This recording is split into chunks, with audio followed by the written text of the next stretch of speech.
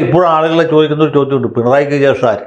പിണറായിക്ക് ശേഷം മരുമകനായിരിക്കും, അതോ ഗോവിന്ദൻ മാഷായിരിക്കും, അതുപോലെ ഒരു വനിതാ മുഖ്യമന്ത്രി എന്നുള്ളതൊക്കെ ശൈലജ ടീച്ചർ വരും, അതോ പി രാജീവിന് കുറി വീഴുമോ? ഇങ്ങനെ പല ആലോചനകളും പല കേന്ദ്രങ്ങളും നടക്കുന്നുണ്ട്. പക്ഷേ നമ്മളൊക്കെ അഭിമുഖീകരിച്ചൊരു വലിയ ചോദ്യം, ആർഷോയ്ക്ക് ശേഷം ആര് എന്നുള്ളത്.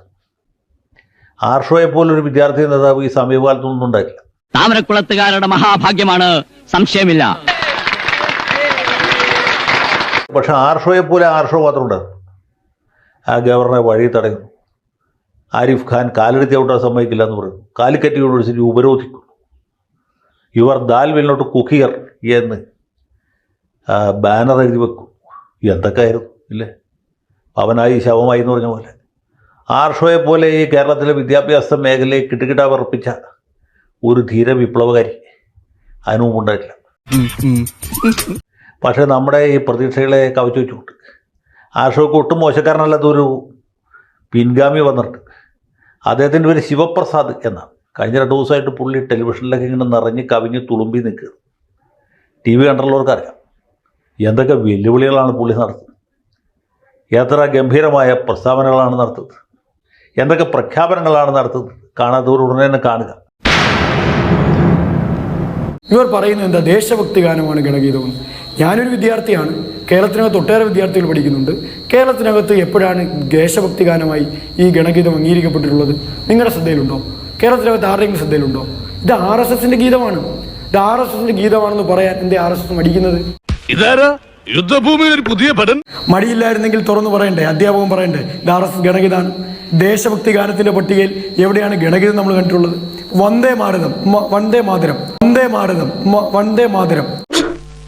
ഇനി പ്രധാനപ്പെട്ട ഒരു കാര്യമാണ് ഞാൻ പറയുന്നത്, നിങ്ങൾ ശ്രദ്ധിച്ച് കേൾക്കണം. RSSന്റെ ഗണഗീതം, മാധുവിൻ്റെ അറിവും എൻ്റെ അറിവും ചിലപ്പോൾ രണ്ടും തമ്മിലൊരു കോൺട്രഡിക്ഷൻ ഉണ്ടാകാൻ സാധ്യതയുണ്ട്. എൻ്റെ അറിവിൽ RSSന് പല ഗണഗീതങ്ങളുണ്ട്. സംസ്കൃതത്തിൽ എഴുതപ്പെട്ട ഗണഗീതത്തിൻ്റെ ഒരു വരിയാണ് പ്രാർത്ഥന എന്ന നിലയിൽ മാധു ഈ ചർച്ചയിൽ ഉദ്ധരിച്ചത്. ആ ഗണഗീതം ഇങ്ങനെയാണ്, ഞാനത് പാടാൻ ആഗ്രഹിക്കുന്ന ഒരാളല്ല, എൻ്റെ വരി ഞാൻ പറയാം. നമസ്തേ സദാ വത്സലേ മാതൃഭൂമി. മാതൃഭൂമി ഇപ്പോൾ ഇതിനകത്തും വരുന്ന മാതൃഭൂമിയാണല്ലോ. അതിൻ്റെ രണ്ടാമത്തെ വരിവും മാധു ശ്രദ്ധിക്കണം.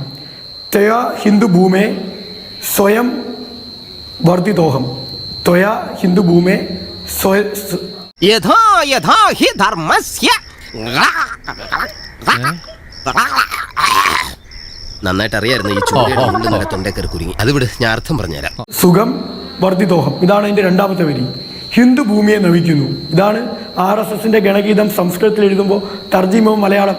ഇത് മലയാളത്തിലേക്ക് തർജിമ ചെയ്യുമ്പോൾ എന്തേ മലയാളത്തിലെ ഗണഗീതത്തിൽ ഹിന്ദു ഭൂമി ഇല്ലാതെ വരുന്നു? അങ്ങനെയല്ലെന്നാണ് ശിവപ്രസാദ് ഞാൻ മനസ്സിലാക്കിയത്. അങ്ങ് തന്നെ പറഞ്ഞതുപോലെ നമ്മുടെ രണ്ടുപേരുടെയും അറിവ് തമ്മിൽ വ്യത്യാസമുണ്ടായിരിക്കും. ഈ പറയുന്ന ഗണഗീതങ്ങളെ കുറിച്ച് ആധികാരികമായി പഠിക്കുക എന്നുള്ളതല്ലോ ഈ സമയത്തിനുള്ളിൽ. പക്ഷേ ഞാൻ മനസ്സിലാക്കുന്നത് ഒന്ന് പ്രാർത്ഥനയും ഒന്ന് ഗണഗീതവുമാണ്. ഗണഗീതങ്ങൾ മാറി മാറി വരും, പക്ഷെ ഈ പ്രാർത്ഥന അങ്ങനെ തന്നെ നിൽക്കുന്നതാണ്. പൊട്ടന്മാര് പൊട്ടന് ലോക പൊട്ടനാണ്, പൊട്ടന് ലോക പൊട്ടൻ.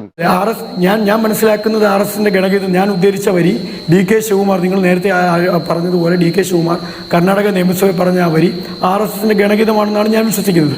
ആ ഗണഗീതം കേരളത്തിലേക്ക് വരുമ്പോൾ എന്തേ ഹിന്ദുഭൂമി ഇല്ലാതെ പോകുന്നത്? ഇവിടെയാണ് RSS. ഇത് പറയാൻ വേണ്ടിയാണ് ഞാൻ പറഞ്ഞത്.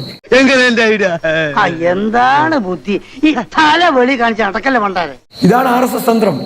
കേരളത്തിൽ ഹിന്ദുഭൂമി എന്ന് പറഞ്ഞാൽ, കേരളത്തിൽ മതം പറഞ്ഞാൽ, കേരളത്തിൽ മറ്റേ തരത്തിൽ വർഗീയത പറഞ്ഞാൽ ക്ലച്ച് പിടിക്കില്ലെന്ന് ബോധമുള്ളപ്പോൾ RSS ബുദ്ധിപരമായി ഇതൊന്നുമില്ലാത്തൊരു ഗാനം തയ്യാറാക്കിയിരിക്കുന്നു. എന്റെ വേളാങ്കണ്ണി മാതാവേ, ഇവന് കുറച്ചു ബുദ്ധി ഉണ്ടായിരുന്നെങ്കിൽ മന്ദബുദ്ധി എന്നെങ്കിലും വിളിക്കായിരുന്നു, അതും ഇല്ലാതായി. സംസ്കൃതത്തിലെ ഗണഗീതത്തിൽ ത്വയേ ഹിന്ദു ഭൂമിയെ വരികയും മലയാളത്തിലേക്ക് വരുമ്പോൾ അത് വരാതിരിക്കുകയും, ഇതാണ് കോൺട്രഡിക്ഷൻ, RSSന്റെ കോൺട്രഡിക്ഷൻ. നിനക്കതൊക്കെ എങ്ങനെയാ സാധിക്കുന്നത്? നിങ്ങൾ പരിശോധിക്കേണ്ട കാര്യം എന്താ? നിങ്ങൾ പരിശോധിക്കാൻ ദേശസ്നേഹ ഗാനമാണെന്നാണ് അധ്യാപകൻ പറയുന്നത്. RSSന്റെ ഗണഗീതം അതിൽ വ്യത്യാസമുണ്ട്. ശിവപ്രസാദിന് പൂർണ്ണമായ ഒരു അറിവില്ലാത്ത കാര്യമെന്ന് ശിവപ്രസാദ് തന്നെ പറഞ്ഞൊരു കാര്യത്തിലാണ് ഇപ്പോഴേ തർക്കം പോകുന്നത്. ഇതിനാണ് അവനവൻ പാരാന്ന് പറയുന്നത്. എന്തുകൊണ്ടാണ് ഗണഗീതം ട്രാൻസ്ലേറ്റ് ചെയ്ത് വന്നപ്പോൾ അതിൽ ഹിന്ദുഭൂമി ഇല്ലാത്തതെന്ന്? ഗണഗീതങ്ങൾ പലതുണ്ട്, ഒന്നാമത്തെ കാര്യം. രണ്ടാമത്തേത്, ഈ നമസ്തേ സദാവത്സലെ എന്ന് പറയുന്നത് ഒഫീഷ്യൽ പ്രയർ ആണ്. ഒഫീഷ്യൽ പ്രയർ ആണ്, അത് ഗണഗീതമല്ല, ഒഫീഷ്യൽ പ്രയർ ആണ്.